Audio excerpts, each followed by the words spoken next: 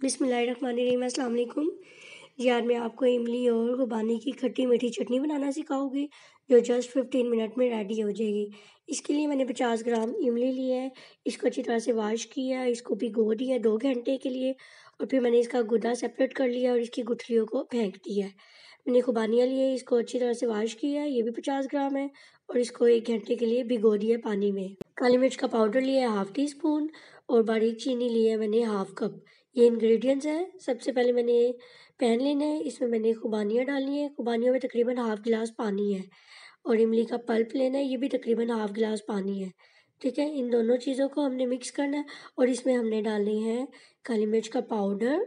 यकीन जाने इतने कम वक्त में जस्ट 15 मिनट लगेंगे और बाज़ार से बहुत ज़्यादा मज़े की, बाज़ार से तो बहुत बेहतर बनेगी ना। ये देखिए चीनी मैंने डाली है और इसमें मैंने डालना है हाफ़ टी स्पून नमक का। मैं नमक आपको बताना भूल गई थी पहले। तो ये सारी चीज़ें हम डालेंगे और इसमें ये थोड़ा-सा तीखापन लाने के लिए 3 अदद मैंने ग्रीन चिलीज़ डाली है। ठीक है जी, अगर आपको नहीं पसंद तो आप मत डालें। मैंने 15 मिनट के लिए लो फ्लेम पे इसको पकाना है। 15 मिनट के बाद ये बिल्कुल रेडी हो जाएगी।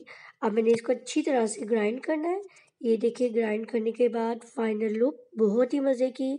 अभी तो गरम-गरम है लेकिन ये ठंडी हो जाए तो आप इसको इस तरह के एयर टाइट कंटेनर में 2 महीने तक फ्रिज में रख सकते हैं। अगर आपको मेरी रेसिपी पसंद आई है तो लाइक, शेयर, सब्सक्राइब करना मत भूलिएगा। अल्लाह हाफ़िज़।